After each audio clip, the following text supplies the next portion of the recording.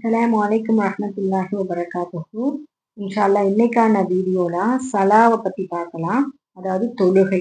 தொழுகை வந்து 2 ஷஹாதாவிற்கு பின்னரு இஸ்லாத்துல வந்து ரொம்ப கடமைகள்ல மிகவும் முக்கியமானது பட்ட கடமையாகவே இருக்கு. இது இஸ்லாமிய மார்க்கத்தோட ஒரு தூண் அப்படின்னே சொல்லலாம். சலா அப்படின்ற அரபு மொழியில உள்ள தமிழ் அகராதி பொருள் பார்த்தீங்கன்னா பிரார்த்தனை. மார்க்கத்துல சலா அப்படின்றது குறிப்பிட்ட சொற்களையும் செயல்களையும் உள்ளடக்கிய ஒரு இறை வணக்கமாகும். இதை வந்து அல்லாஹு அக்பர் என்று கூறி அஸ்ஸலாமு அலைக்கும் ரஹ்மத்துல்லாஹி பரக்காத்துஹு அப்படின்றத முடிக்கப்படும். நபி ஸல்லல்லாஹு அலைஹி வஸல்லம் அவர்களுடைய மிஹராஜுடைய பயணம் அப்போ இரவுல 7 வானங்களுக்கு மேல இந்த தொழுகை வந்து அல்லாஹ்தால கடமையாக்கியிருக்கான். ஒரு முஸ்லிமுடைய வாழ்க்கையில தொழுகை வந்து எவ்வளவு முக்கியமானது என்பதற்கு இந்த இதுவே வந்து போதுமான ஆதாரம் அப்படின்றத கூறுறாங்க. நபி ஸல்லல்லாஹு அலைஹி வஸல்லம் அவர்களுக்கு ஏதாவது ஒரு பிரச்சனை வந்து ஏற்பட்டுருச்சு அப்படின்னா அவங்க செய்யக்கூடிய முதல் விஷயம் அப்படின்னு பாத்தீங்கன்னா தொழுகிறது தான். தொழுது அல்லாஹ் கிட்ட அந்த பொறுப்பை வந்து ஒப்படைப்பாங்க. தொழுகையிலோ சிறப்புகளை விவரிக்கின்ற நிறைய நபிமொழிகள் வந்து இருக்கு. நபி ஸல்லல்லாஹு அலைஹி வஸல்லம் வந்து கூறியிருக்காங்க, ஒருவர் பெரும் பாவங்களை விட்டு விலகி இருந்தால் அவருடைய 5 நேர தொழுகைகள் ஜும்ஆ தொழுகை முதல் அடுத்த ஜும்ஆ வரை மற்றும் ரமலான் முதல் அடுத்த ரமலான் வரை இவை அனைத்தும் அவற்றுக்கு மத்தியில் அவர் மூலமாக நிகழ்ந்த பாவங்களை வந்து போக்கி விடுகின்றன அப்படின்றத கூறியிருக்காங்க. தொழுகையானது பாவங்களை வந்து என்ன பண்ணுது, நீக்கி விடுறதுக்கான ஒரு தூணாகவே இருக்கு. ரசூலுல்லாஹி ஸல்லல்லாஹு அலைஹி வஸல்லம் மேலும் கூறியிருக்கிறது, உங்களில் ஒருவருடைய வீட்டின் வாசலுக்கரையில் ஒரு நதி ஓடுகின்றது.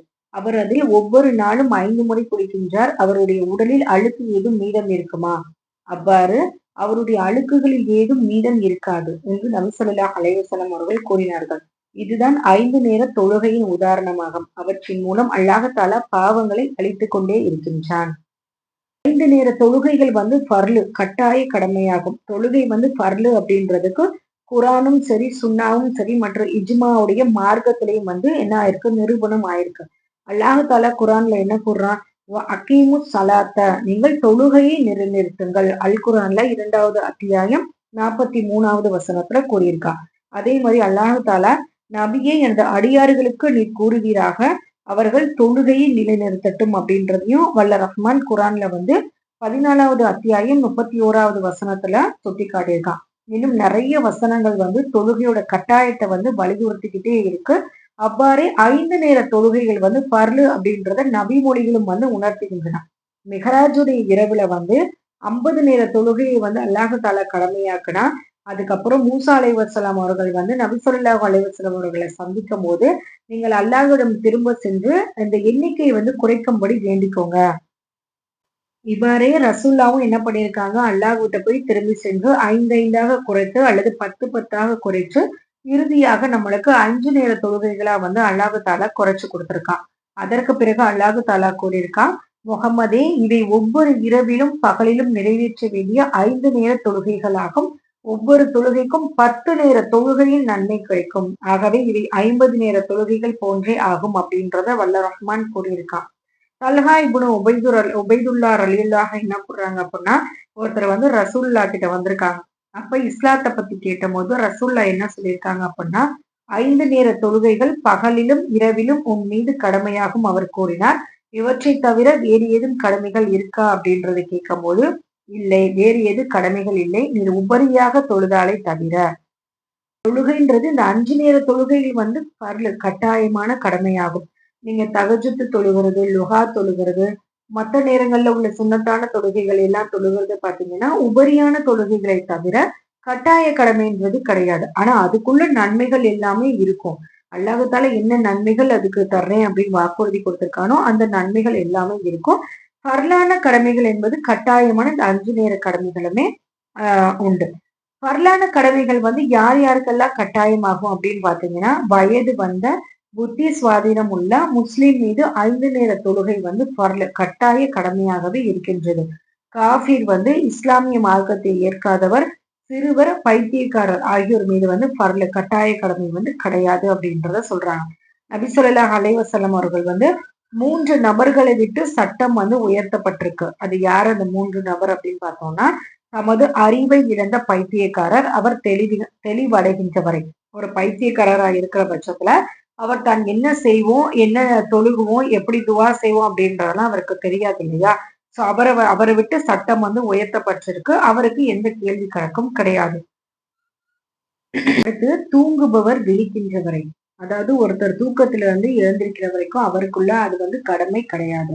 சட்டம் வந்து உயர்த்தப்பட்டிருக்கு. அதாவது கடமை கிடையாதுனால சட்டம் வந்து உயர்த்தப்பட்டிருக்கு. அதனால நீங்க வந்து லோகரோட பேங்க் சவுண்ட் கேட்கும்போது கேட்டுட்டு அதுக்கப்புறம் போய் தூங்குறதுன்றது அது வந்து தடுக்கப்பட்டிருக்கு.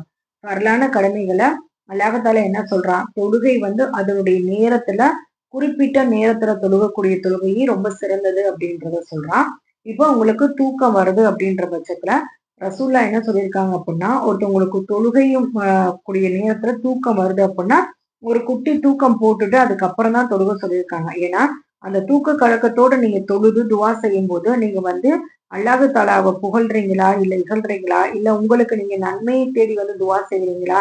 இல்ல தீமையை தேடி துவா செய்கிறீங்களா? அப்படின்ற உங்க புத்தி வந்து வேலை செய்யாது அப்படின்றது தான் ரசூல்லா வந்து ஒரு குட்டியான தூக்கம் ஒண்ணு இது பண்ணிட்டு, அதுக்கப்புறம் கண்டிப்பா உங்களோட தொழுகை வந்து அதோட ஒரு குறிப்பிட்ட நேரத்துல தொழுக முடியுங்க அப்படின்றத சொல்றாங்க.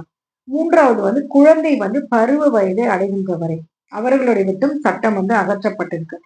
குழந்தைகள் வந்து பருவ வயது அடையிற வரைக்கும் அவங்களுக்கு வந்து சட்டம் வந்து உயர்த்தப்பட்டிருக்கு. அவங்களுக்கு கேள்வி கணக்குன்றது கிடையாது. ஆனா ரசூல்லா என்ன சொல்லியிருக்காங்க? குழந்தைகள் 7 வயதை அடையும் போது தொழும்படி அவர்களுக்கு கட்டளையிட வேண்டும். 10 வயதை அடைந்த பின்னர் அவர்கள் தொழுகையை விட்டால் அவர்கள் அதற்காக அடிக்க வேண்டும். அதாவது வழி தெரியாதபடி ரொம்ப காயப்படுத்தாத மாதிரி அவங்கள வந்து அடிக்கணும். தொழுகையை விட்டாங்க அப்படின்னா 10 வயது வயது வந்தும் அவங்க தொழுகல அப்படின்ற பட்சத்துல நீங்க அடிச்சு தொழுக வைங்க அப்படின்றத சொல்றாங்க. இதுதான் வந்து நபி ஸல்லல்லாஹு அலைஹி வஸல்லம் அவர்களுடைய வழிகாட்டலாகும். குழந்தைகள் வந்து 7 வயதை அடைந்தால் தொழும்படி ஏவுங்கள். 10 வயதை அடைந்து விட்டால் அவர்கள் அதற்காக தொழாமல் இருந்ததற்காக அவர்களை அடியுங்கள் அப்படின்றத ரசூல்லா கூறியிருக்காங்க. யார் இந்த தொழுகையை வந்து ஃபர்லு அப்படின்றதை ஏற்க மறுக்கிறாரோ, அல்லது வேண்டுமென்றே தொழுகையை வந்து விடுறாரோ, அவர் வந்து காஃபிர், இறை மறுப்பாளர் ஆகிவிடுவார். மேலும் அவர் இஸ்லாமிய மார்க்கத்தை விட்டும் வெளியேறி விடுவார் அப்படின்றத கூறுறாங்க. ஜாபிர் ரலியல்லாஹு என்ன கூறுறாங்க அப்படின்னா, மனிதனுக்கு மத்தியிலும் இன்னும் குஃப்ருக்கு மத்தியிலும் தொழுகையை விடுவதுதான் தடையாக இருக்கின்றது. புரைதார் ரலியல்லாஹு கூறுறது, நிச்சயமாக நமக்கு மத்தியிலும் அவர்களுக்கு மத்தியிலும் உள்ள அடையாளம் வந்து தொழுகையாகும். யார் தொழுகையை விடுவாரோ அவர் காஃபிர், இறை நிராகரிப்பாளர் ஆவார் அப்படின்றத கூறுறாங்க. நம்மளுக்கும் ஒரு காஃபிருக்கும் இடையில உள்ள ஒரு பெரிய இது என்னன்னு பாத்தீங்கன்னா தொழுகை தான். ஏன்னா அவங்களும் வந்து நோன்பு நோக்குறாங்க. புனித யாத்திரைக்கு செல்றேன் அப்படின்ற பேர்ல நம்ம ஹஜ்ஜு செய்யற மாதிரி அவங்களும் வந்து நிறைய கோவில் தலங்களுக்கெல்லாம் போறாங்க.